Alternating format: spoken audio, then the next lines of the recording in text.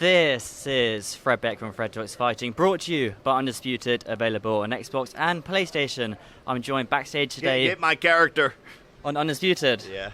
You're rated higher than Caleb Plant. That's pretty good. Hey, man, I'm not the one making the ratings, but shout out to the people who did. Are you happy with your rating? What is it, like 88 or something? 84, I believe. Damn, I don't know if I like 84. I feel like I'm like an 89. What do you have to do in boxing to move yourself higher up in the ratings? Just time, experience, you know. I've been in this for 5.5 years, going on 6. And so I'm just going to continue to prove to people what I'm capable of and do the unthinkable and become the best in the world and the hardest sport in the world. Certainly. And let's talk about your fight tomorrow night with the weigh-ins now and then tomorrow's fight night, of course. What's the one thing you want to show the people tomorrow night against your fight against Chavez in terms of skill set? The one thing you haven't shown before? Yeah, I think I haven't fought like a proper boxer for more than one round, right? I beat Ryan Borland in the first round, Andre August in the first round, and it's been years since I've really been able to show what I'm capable of in the ring. And so really just looking to put on an electric performance and the best version of myself to show and knock this guy out and do what Canelo couldn't. Do you see yourself as almost a victim of your own success in terms of you fought the pro boxers, they've only went 1 or 2 rounds, or this is the kind of test where you get to go the full distance or maybe a little bit later on in the fight? Yeah, no, we'll see. We'll see what ends up happening. I don't think he can withstand the punches I'm going to deliver for multiple rounds, so I don't know if people are really even going to be able to see that, but at the end of the day, that's the outcome I want. And if it does go into the later rounds, then hopefully I can show some more things and show people that I really do this shit. Is there an extra pressure on you, obviously coming from the social media side, to kind of get that highlight reel KO or get the bits you can use in your clips that then propel you to be more famous and get those viral moments?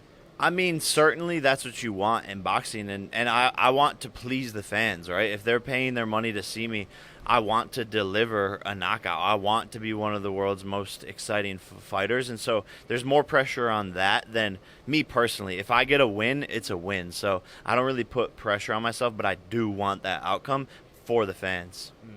And in terms of kind of leveling up your training, leveling up your game, you're in Puerto Rico training now, but you just bought a $30 million ranch. Is it at some point in your boxing career where you move your team over to the ranch and you'll train there instead of Puerto Rico?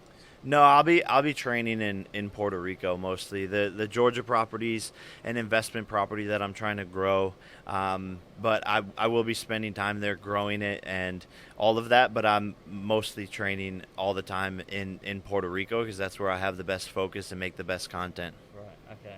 There's lots of content to be made at the ranch, surely. All that space, all the dirt bikes, all the shooting.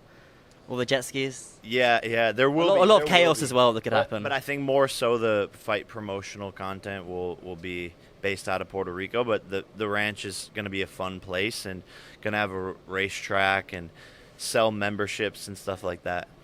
Do you think Nikisa will be a bit worried that the ranch you might hurt yourself, get an injury? Yes, 100%. I don't think he really likes it.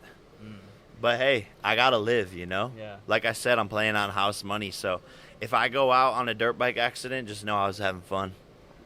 You know, you were living life. You're enjoying yourself. I remember asking you in the press conference for the last Mike Tyson fight, where'd you go from here? I'll ask you this a little bit earlier this time. Your plan for the rest of the year, 2025, who's on your hit list? Yeah, I think we go to the drawing board after this. There's a lot of names I want. We're talking to Anthony Joshua, Gervonta Davis, all of these people. Still trying with the KSI people and Tommy and all of these different names. Usyk wants me in MMA, but hopefully he can go for a world championship against Badu or Zerto after this fight. Your thoughts on KSI not attending your brother's wedding because you're going? Yeah, I saw that. I thought it was kind of weird. Like, I mean, if he's scared of me like that, I don't know. I'm not gonna like start shit. It's my brother's wedding. You know, just like when me, Logan, and Conor McGregor were at the White House for the inauguration, we're not gonna act like idiots and fight each other. There's a certain level of professionalism, and I guess KSI just didn't want to be around, I guess, and do all that. We'll see. We'll see in the future. Adin Ross has started his own boxing promotional company called Brand Risk Boxing. Your thoughts on his promotion? I think it's very entertaining. I think it's hilarious. and he's giving us some pretty wild fights. It's obviously not professional boxing, which is where my heart lies, but at the end of the day, it's very, very entertaining. Certainly. And entertainment is what matters. Well, Jay, we'll wrap it up here. Thank you as always for your time. I very much appreciate it. Yeah. Thank you very much. Thank you, Fred. I love you. Thank you very much, Jake.